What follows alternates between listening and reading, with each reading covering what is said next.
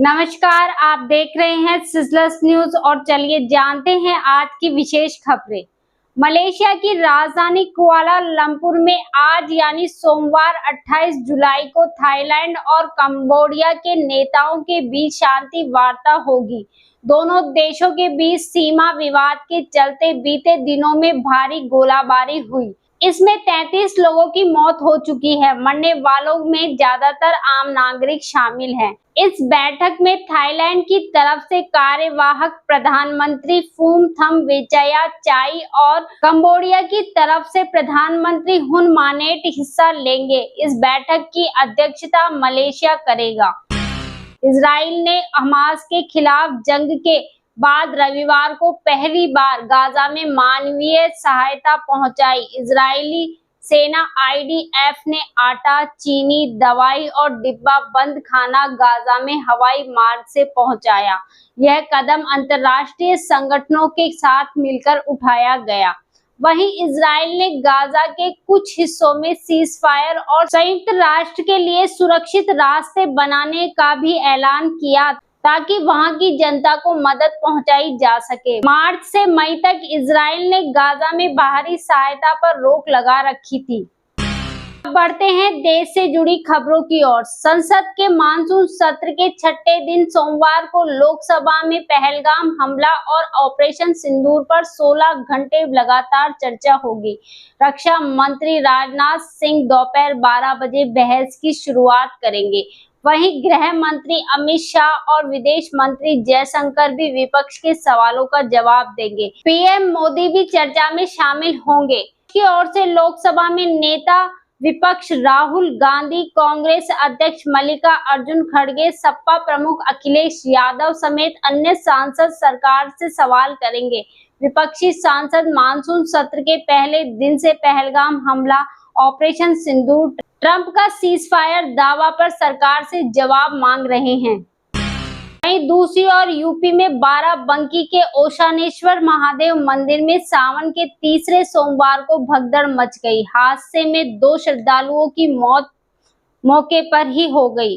29 घायल हो गए, जिनमें महिलाएं और बच्चे भी शामिल हैं। बताया जा रहा है कि रविवार को 2:30 बजे जलाभिषेक के दौरान मंदिर परिसर में अचानक करंट फैलने से हादसा हुआ। भागने के दौरान लोग एक दूसरे को कुचलते चले गए। सीएमओ अवधेश यादव ने बताया कि हादसे के बाद पुलिसकर्मी एम्बुलेंस से 29 लोगों को हैदरगढ़ सीएचसी लेकर आए हैं।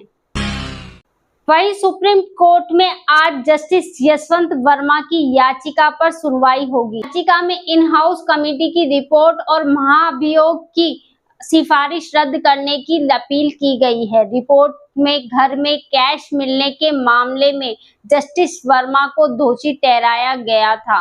वहीं दूसरी तरफ संसद में जस्टिस यशवंत वर्मा के खिलाफ महाभियोग की कार्रवाई भी शुरू हो गई है। जस्टिस वर्मा को हटाने के लिए 152 सांसदों ने 21 जुलाई को लोकसभा में अध्यक्ष ओम बिरला को ज्ञापन सौंपा। राज्यसभा में 50 से ज्यादा सांसदों ने प्रस्ताव पर साइन किए हैं। वहीं इसरो और नासा मिलकर पहली बार ऐसा सैटेलाइट लॉन्च कर रहे हैं जो पूरी धरती पर नजर रखेगा। इस मिशन का नाम निसार है। इसे 30 जुलाई को शाम 5:40 पर आंध्र प्रदेश के हरिकोटा स्थित सतीश धवन अंतरिक्ष केंद्र से लॉन्च किया जाएगा। निसार में भारत और अमेरिका दोनों की टेक्नोलॉजी लगी है। इसमें 2 खास रडार एल बैंड और एस बैंड लगे हैं, जो मिलकर धरती की बेहद साफ और डिटेल तस्वीरें भेजेंगे। इस सैटेलाइट से वैज्ञानिकों को भूकंप, ज्वालामुखी, बर्फबारी, जंगलों और खेती में भी हो रहे बदलाव समझने में मदद मिलेगी। यह सैटेलाइट हर 12 दिन में पूरी धरती की तस्वीरें लेगा। वहीं दूसरी ओर आसमान में उड़ने वाली तोप यानी attack helicopter Apache AH-64E guardian Rajasthan पहुंच चुके हैं। फ्लाइंग टैंक नाम से मशहूर इन हेलीकॉप्टर की तैनाती पाकिस्तान के महत्वपूर्ण सैन्य ठिकानों को टारगेट पर रखते हुए की जा रही है। अपाचे हर 1 मिनट में 625 राउंड फायर करने में सक्षम है। 120 राउंड फायर एक साथ कर सकता है। इसमें ताकतवर हिल फायर मिसाइलें लगी है। ये लंबी दूरी तक दुश्मन सेना के टैंक, बनकर, रडार स्टेशन समेत अन्य सैन्य ठिकानों को तबाह कर सकती है। इसका मटमैला रंग राजस्थान के लिहाज से महत्वपूर्ण है। अब जानते हैं मौसम का हाल। बंगाल की खाड़ी में बना लो प्रेशर राजस्थान में एक्टिवेट है। इसके चलते मौसम विभाग ने राजस्थान के 14 जिलों में आज बारिश का रेड अलर्ट जारी किया है। इसके साथ 8 जिलों झालावाड़, कोटा, भीलवाड़ा, बांसवाड़ा, बारां, डूंगरपुर, धौलपुर और अजमेर में स्कूलों की छुट्टियां घोषित की गई है। बिहार के पटना में रविवार पूरी रात हुई बारिश से हालात बिगड़ गए। पटना जंक्शन पर रेल ट्रैक डूब गया है। स्टेशन के बाहर 2 फीट पानी भर गया है। पटना गया लाइन की पैसेंजर ट्रेन अलग अलग स्टेशन पर रुकी हुई है, जिससे यात्रियों को काफी परेशानी हो रही है। अब जानते हैं खेल से जुड़ी खबरें। भारत ने दूसरी पारी में फाइट दिखाने के बाद मैनचेस्टर टेस्ट ड्रॉ करा लिया। शुभमन गिल, रविंद्र जडेजा, वाशिंगटन सुंदर और केएल राहुल ने मिलकर 142 ओवर बैटिंग की और टीम की हार को ड्रॉ में बदला। राहुल 90 रन बनाकर आउट हुए। बाकी तीनों बैटर्स ने शतक लगाए। एंडरसन तेंदुलकर ट्रॉफी का चौथा टेस्ट ड्रॉ होने से टीम इंडिया सीरीज में अब भी बरकरार है। टीम अब 5वां टेस्ट जीतकर सीरीज 2-2 से ड्रॉ करा सकती है। हालांकि भारत हार गया तो इंग्लैंड 3-1 से सीरीज जीत लेगी।